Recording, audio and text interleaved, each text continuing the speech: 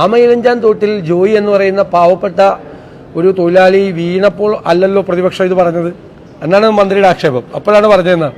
അപ്പോഴല്ല പറഞ്ഞത്.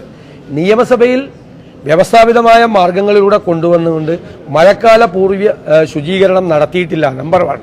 കേരളത്തിൽ അതിൻ്റെ ഭാഗമായി പകർച്ചവ്യാധികൾ പടർന്നു പിടിക്കുന്നു. ഇതെല്ലാം വളരെ ഗൗരവത്തോടു കൂടി നിയമസഭയിൽ ഉന്നയിച്ചാണ്. ഈ മന്ത്രിയെല്ലാം അന്ന് എന്താ ഉത്തരം പറഞ്ഞത്? ഇപ്പം എന്താ മന്ത്രി ഉത്തരം പറയുന്നത്? ഞങ്ങളാണ് ഇത് വിവാദമാക്കിയത്.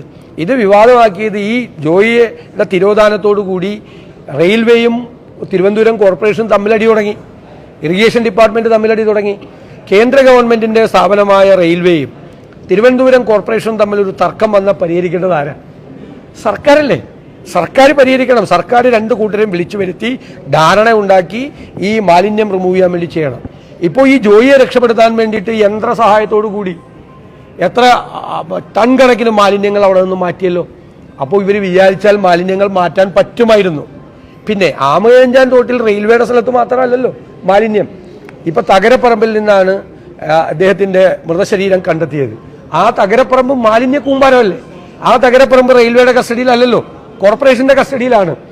മന്ത്രി നിയമസഭയിൽ നൽകിയ ഉത്തരം തിരുവനന്തപുരത്ത് 1039 ഓടകളുണ്ട്.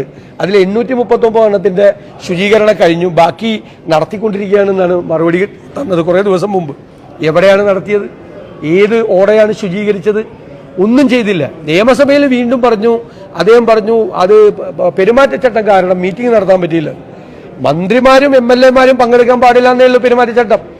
ഇത് ഈ മഴക്കാലം വരുമെന്നും തെരഞ്ഞെടുപ്പ് വരുമെന്നും മാർച്ച് മുതൽ അറിയില്ലേ? തെരഞ്ഞെടുപ്പ് പ്രഖ്യാപനം വരുന്നതിന് മുമ്പ് തന്നെയുള്ള ഇതൊരു മെക്കാനിസം അല്ലേ? മഴക്കാല പൂർവ്വ ശുചീകരണത്തിന് വേണ്ടിയിട്ടുള്ള ഉദ്യോഗസ്ഥന്മാരെയും ബാക്കി സംവിധാനങ്ങളെയും തയ്യാറെടുപ്പിക്കൽ അതൊന്നുമില്ലല്ലോ. മാത്രമല്ല ഈ മാലിന്യങ്ങൾ മുഴുവൻ പല ഭാഗങ്ങളിൽ നിന്ന് വന്ന് അടിയുന്ന മാലിന്യമാണ്. അവിടെ ഒന്നും ഒരു ക്ലീനിങ്ങും ഒരു സ്ഥലത്തും നടത്തിയിട്ടില്ല. തിരുവനന്തപുരത്ത് ഇവരുടെ മൂക്കിന് താഴെ മഴ പെയ്താൽ, ഒരു രാത്രി മഴ പെയ്താൽ മുഴുവൻ തിരുവനന്തപുരത്ത് വെള്ളമാണ്.